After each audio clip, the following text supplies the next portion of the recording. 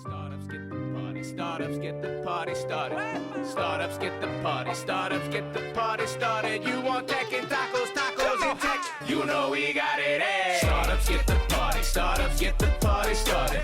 Startups get the party, startups get the party started. Startups get the party, startups get the party started. You want tech and tacos, tacos and tech, you know we got it, eh?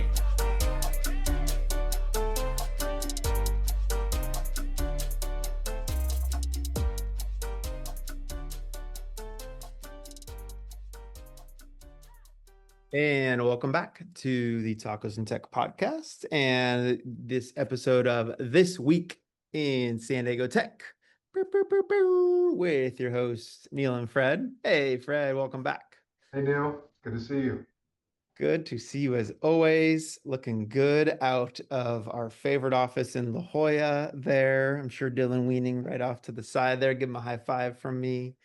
But it's good to have another week on the pod together where we're sharing the latest happenings, both locally and macro, and how those macro things are impacting local. So I'm Neal Bloom, investor and community builder with Rising Tide Partners, and this is Fred Grier. I'm Fred Grier, senior associate at JLL. I work with tech and life science companies, and excited to be back talking about the biggest headlines in San Diego tech news. And a lot of the headlines this week are biotech, as they have been for a little bit. But first, let's do a little debrief. Since we last had the pod, we've had a number of defense events recently since they're heating up. Well, I would say the community is heating up, which is always what tips me and Fred on to go gather and convene to then understand the needs of this unique community.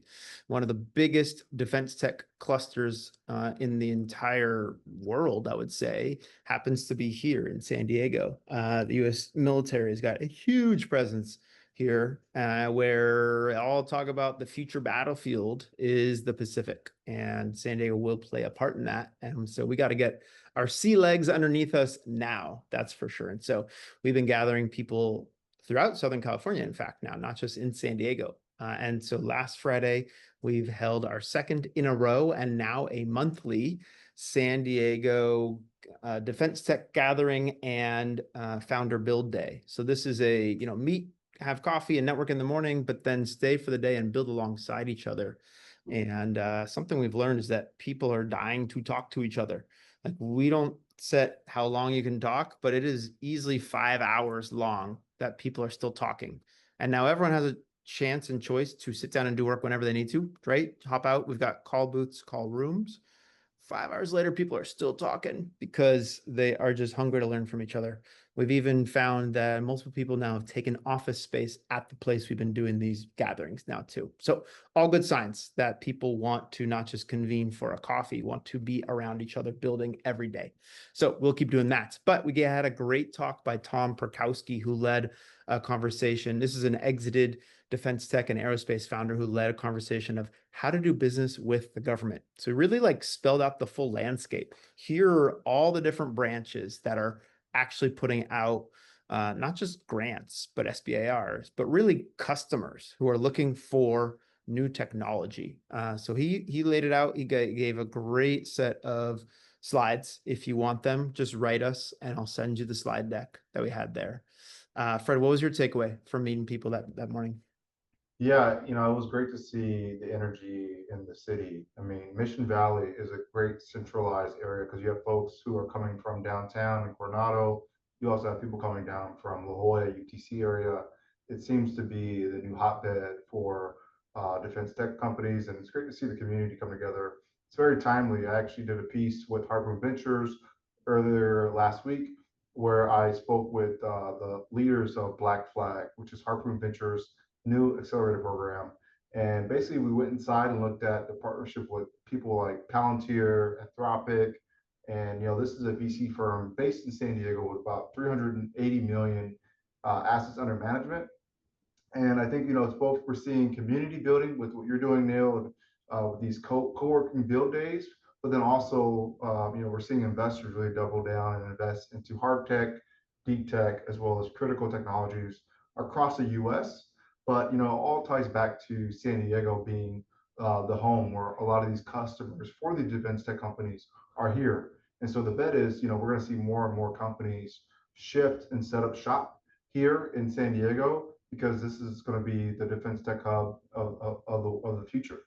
Well, just what I have noticed now in just a few months, and think about who, when we did intros, think about how many active duty military came, commanders in the Navy who are set to retire, say, people who were there like, hey, active duty retiring next March, active duty retiring next summer. And they're coming out to a defense tech saying, I'm looking to understand what's next.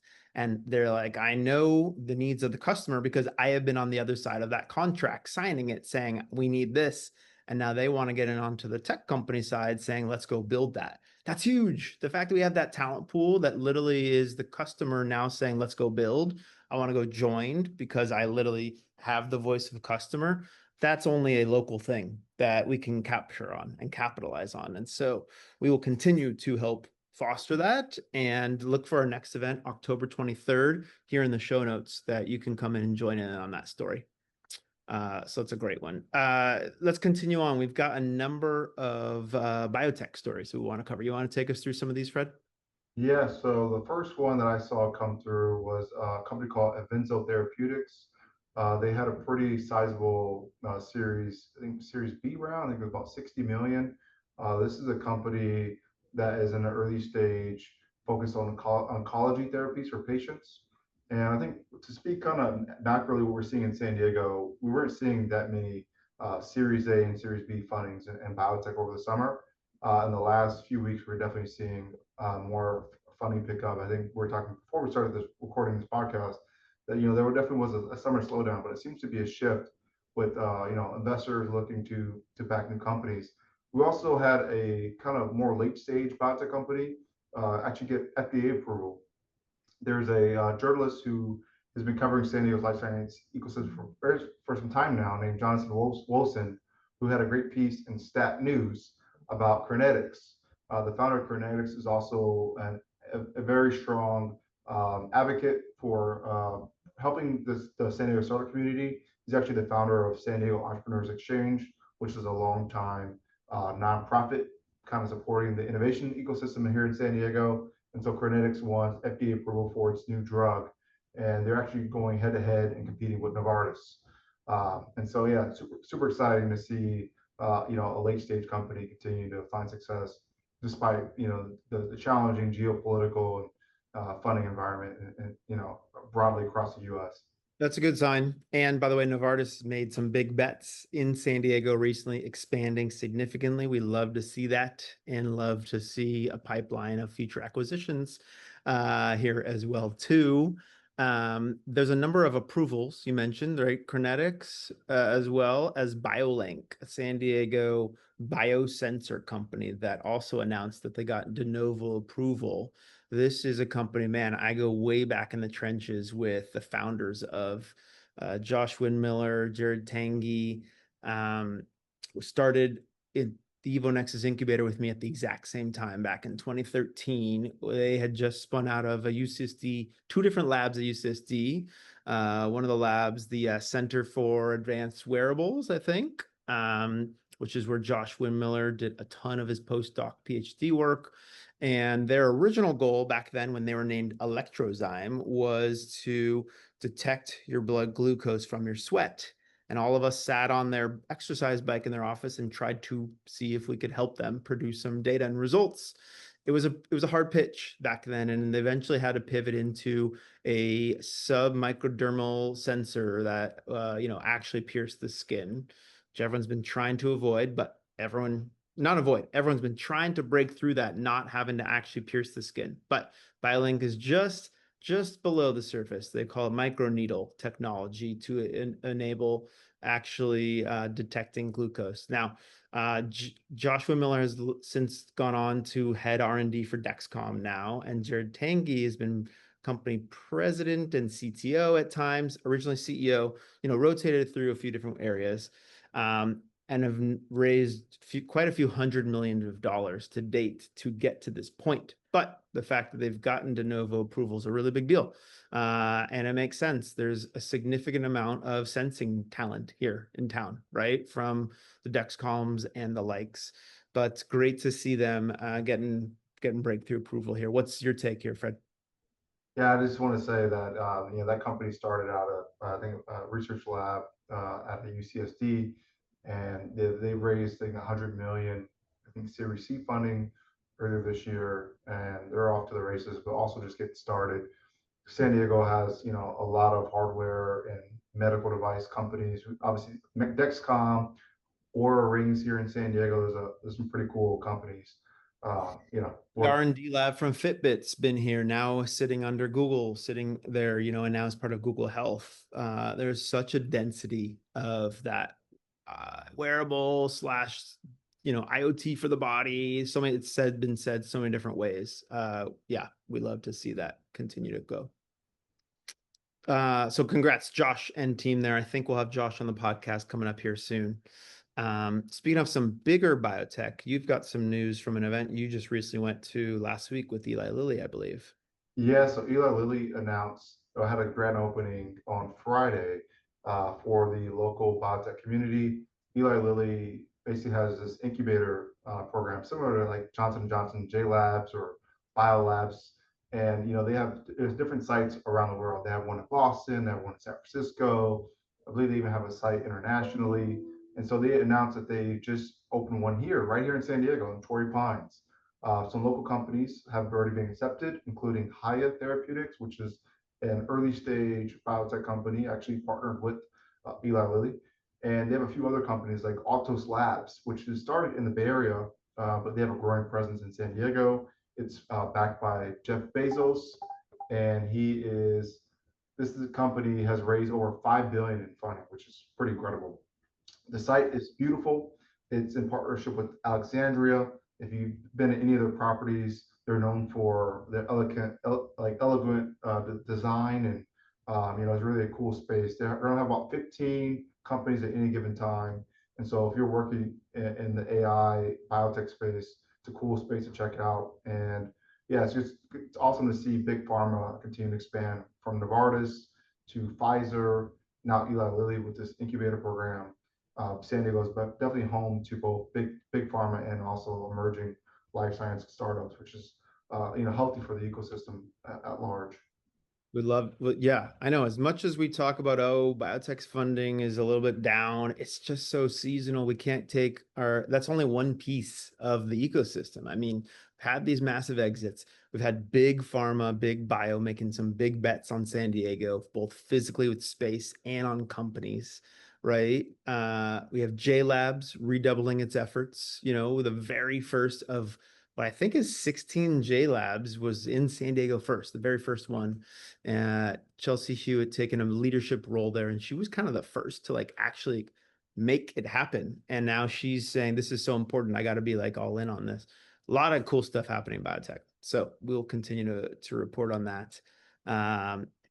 Another big cluster we've covered here is logistics tech in San Diego. There's a whole bunch of companies here who are attacking the movement of things in a variety of ways, whether it's making sure trucks are fully loaded and not wasting gas, making sure that truck drivers and the cabs are safe and connected, as well as operationalizing the movement of like actual logistics company as a whole. And so this company Alvis, Solana Beach-based company, just closed and announced its Series B today.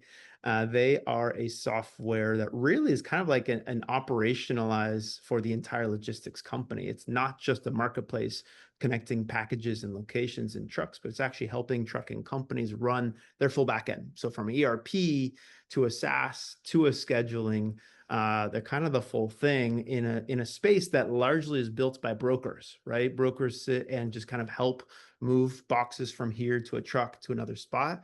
They're actually building the entire SaaS platform behind the scenes. So what do you got here, Fred, on your end on the total raise? Yeah, I mean, this is huge funding. Finally, to see some momentum in the technology space. They raised a 40 million Series B funding. This brings their total funding to 77 million.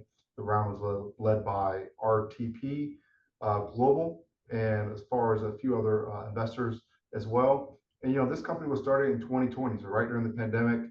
One of the co-founders, Nick, his journey began through seeing his father struggle financially as a truck driver. And so I think this is a company to definitely watch. They're a small company in Solana Beach, but I assume raising this funding round, they're going to be hiring more and expanding their product, throughout the U.S. So if you're looking to get involved in the transportation technology space, this is definitely a company to follow.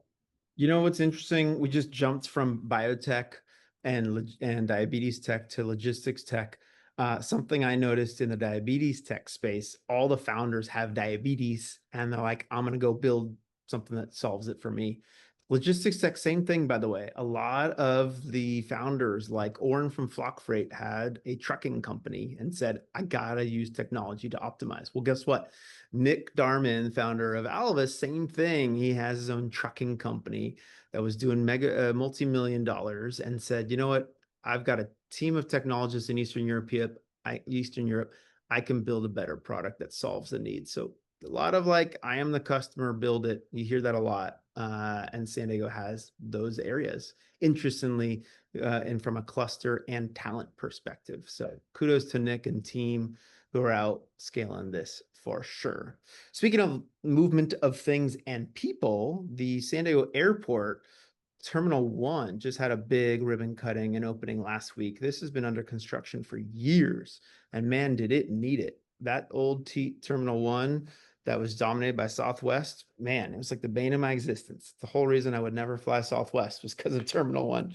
So I'm excited to finally have a nice new terminal open here that really actually meets the needs of those on a plane, which by the way, a lot of our founders are on a daily basis flying up and back to San Francisco in the same day because it can be done. You can actually get to San Francisco in an hour and be back that night. I've done it regularly. I would choose to do that over driving to LA any day of the week, by the way, is fly to San Francisco. And so excited to go see Terminal 1 finally open. I've been utilizing the parking, the huge parking garage there for a while now, both Terminal 1 and Terminal 2. Terminal 1's always cheaper than Terminal 2, by the way, parking garage, which is a nice tip. Fred, have you seen Terminal 1 or seen some of the photos here? I've been watching on LinkedIn. I believe Todd Gloria got the first exclusive look. He did a video walking through. It's full of amenities. This is a expensive project. I think it costs about 3.8 billion, to build. And this is going to help drive new revenue for San Diego's economy. They're estimated about 4.5 billion for San Diego. And it's also, driving tax revenues for the city. I think 127 million as well. So yeah, this is a huge project. It's been years in the making. It's finally great to see it come to fruition. And San Diego is known for the Padres, Petco Park. We're known for now a great airport to fly out from. What is there not like to like about San Diego? It's so many great things happening here. Well, it's an interesting airport, an interesting community in that, we feel like we're growing, yet our airport actually can't grow. We are maxed out as a single runway on how many planes can take off. We're even maxed out because of that. Also, it's our location on not being able to fly at night. So we're really boxed in here, and yet for our local infrastructure to make the big multi-billion-dollar investment on a piece of property that really can't grow too much further, but yet they're finding optimization channels by loading planes quicker and just getting them out there ready to go as soon as possible. Like all of these things are the ways to squeeze out a little bit of growth on an asset that really is pretty tapped out. Like, man, we got to get that marine base taken over and so we can add a second runway or something. Man, but I don't want, that's a whole other political discussion that people love to have on Twitter. I'm sure on Voice of San Diego, I'm talking about the future place of an airport. So we won't go too deep into that. We'll let Scott handle that conversation. But it is still an asset, and we love to see that people are investing in our asset. Now let's just get the trolley to go there. It's the next request, right? Meanwhile, the only other thing I would say is the lounges are getting better too. So the terminals are getting better. You've got the existing Chase Sapphire Lounge that opened late last year. It is gorgeous and it is worth spending coming to before a flight, an hour or two before, and just like chilling out there, getting some work done, having a coffee or a whole meal. Honestly, it's beautiful. And now Alaska Airlines, which is probably the #2 largest airline operating out of San Diego Airport, just announced a new lounge coming up here as well too. So a whole nother reason to get that Alaska card, since they fly up to up the whole coast so easily. They also fly to Hawaii very easily since they now own Hawaiian Airlines. Fred, you an Alaska Airlines flyer? I am an Alaska Airlines flyer. That and United. Those are my two go-tos. I take the United overnight to New York lately. Not a flight. I mean, I got to do it because that's the only time I can squeeze in 5 hours on a plane. But yeah, the United flight does it. Gets you to New York at 6:40 a.m. ready to go. And Alaska Airlines, pretty much flies almost hourly as well up to all the 3 airports up the bay, which is where we need to be for capital sometimes. So, love to see it. Thanks to the airport for continuing to grow there. Cal State San Marcos just received a big grant to expand its STEM building. They've been busy behind the scenes building out a whole engineering department, which is, the school's been around for decades and only recently kind of been doubling down on STEM assets, like including lab space and now engineering buildings and departments. What's your take here on this expansion up in North County? Yeah, I think we're seeing both UCSD, SDSU really going all in on engineering, and now San Marcos is the latest university to double down on this particular sector in STEM. Basically, they received a $10 million in funding from a new donor, and that donor was Hunter Industries, which is a global manufacturer of products in San Marcos. So this is expected to help San Marcos serve more engineering majors. They're currently serving about 300, and they're going to be selling, going that up, serving more than 2,000 engineering majors. And there was a great quote in the article from the Union Tribune that this gift is a game changer for the school and help continue to build out the engineering the majors. And ultimately, they're trying to create a more educated workforce to help serve a thriving economy. These engineers who major in that go off to go work in AI. They might go work in software or tech. It's really been an important education piece for our emerging workforce, not only in San Diego, but these people going and work in the Bay Area or New York. And so, yeah, I think across the board, we're seeing some really top notch students come out of these universities. Well, and I think, there's a few micro, macro, and regional things at play here. One, post-COVID, we've seen a lot of movement up to North County, right?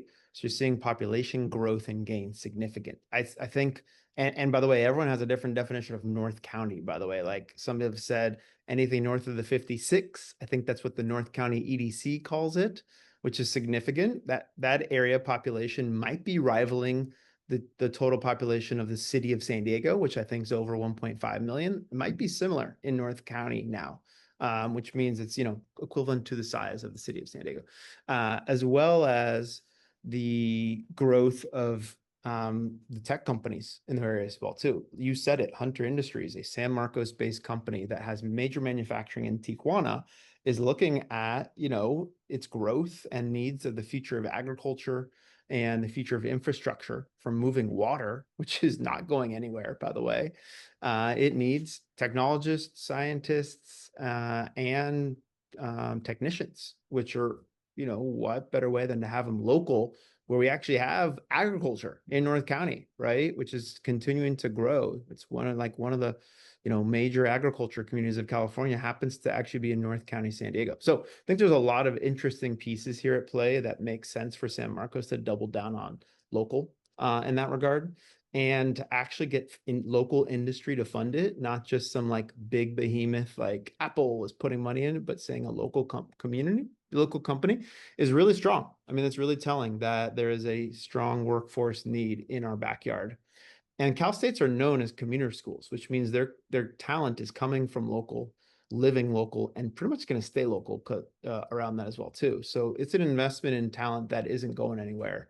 And so just love to see it. So kudos to Cal State San Marcos. I know we'll be doing more together as we build out the AgX hub in Escondido and abroad around that.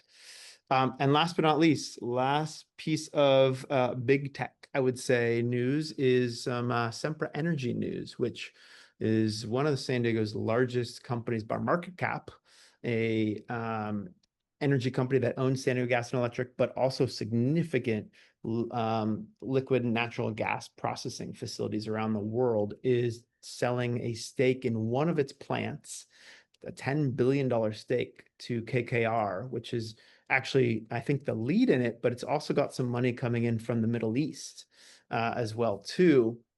Sempra has been one of the big net gainers from the Ukrainian-Russian war, where European countries are cutting off energy from taking in energy from Russia, which largely is liquid natural gas. Sempra has been a net gain from that. And so they are taking in capital to shore up their balance sheet, their debt, as they continue to try to meet that demand and need. They're just building out more and more LNG plants, LNG pipelines, and LNG shipping to, serve the global demand for liquid natural gas. What's your take? You getting any sense here from the Sempra news?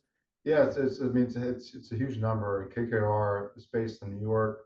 It's interesting to see private equity get into the energy game. This is not something that they're, not the first time that they've done this. This is not surprising. But Sempra Energy in San Diego is one of the largest employers, as you mentioned.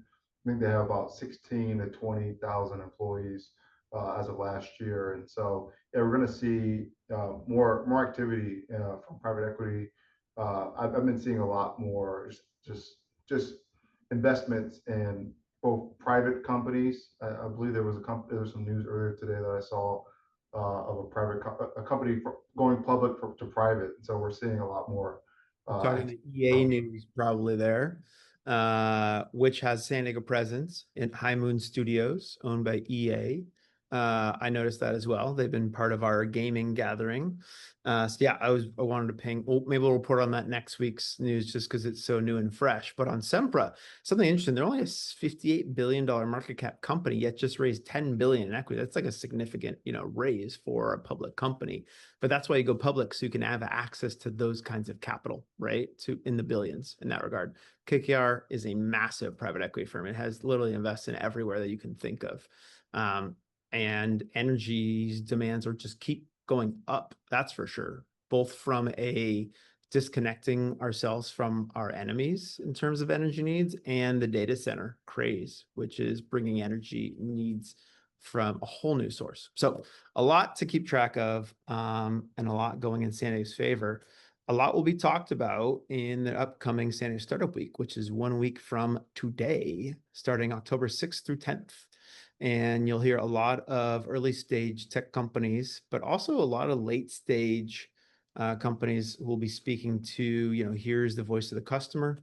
And here is what I learned. Don't make the same mistakes as I did. So always check out the upcoming events at the Social Coyote, who lists out the events coming up, including Startup Week, which is October 6th. Each day is in a different part of the county. Carlsbad Day is day 1. And then from there, every day is in a different spot. You'll see us out there. I am like leading events on Monday, Wednesday, Friday at the very least. Fred, you'll be out there, I'm sure, right? For sure. Yeah, there's going to be events in Carlsbad. Got something in Carmel Valley, something in Mission Valley, as well as Tijuana and UCSD. So wherever you are in San Diego, give a look at the this week, next week's Startup San Diego Week 2025. There's something for everyone, from robotics to serial entrepreneurs, as well as just trying to meet people who are helping build and shape San Diego startup community. And yeah, get involved.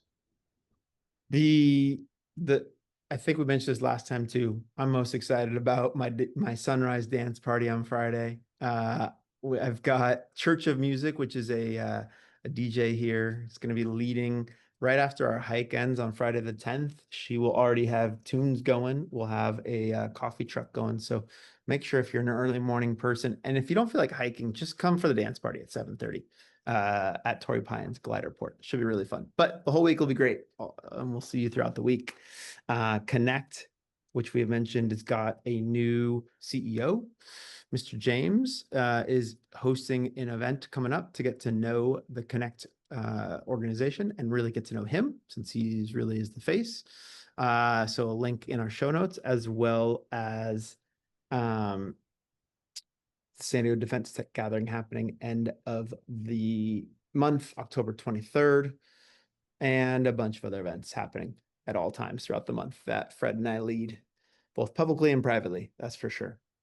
A good way to stay and track what events that are upcoming is the Social Coyote, which is led by Jonah Peak. It's a great newsletter, curates what events are happening the week ahead, as well as Hussein's event ship is a good way to understand what's going on in San Diego.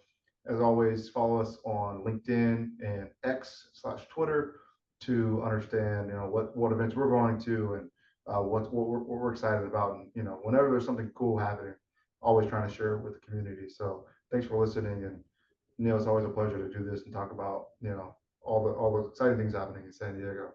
Always a pleasure. I'm looking forward to seeing you because we never get to do that nearly as much. And even when we do, we don't even get to talk. So I look forward to these when we get to share our notes and with our network here. So thanks everyone for subscribing to both of our Substacks. I'm actually going through rebrand. It used to be freshbrewtech.substack. I'm trying to get this risingtidepartners.substack.com. So as long as you're subscribed to it, it won't matter to you. You'll get it in your inbox. And make sure you subscribe to Fred's here, the business of San Diego, .substack.com. And we'll see you all at Startup Week and every day out in the community. Thanks for sharing it. Thanks, Fred. Always a pleasure, Neal. Cheers.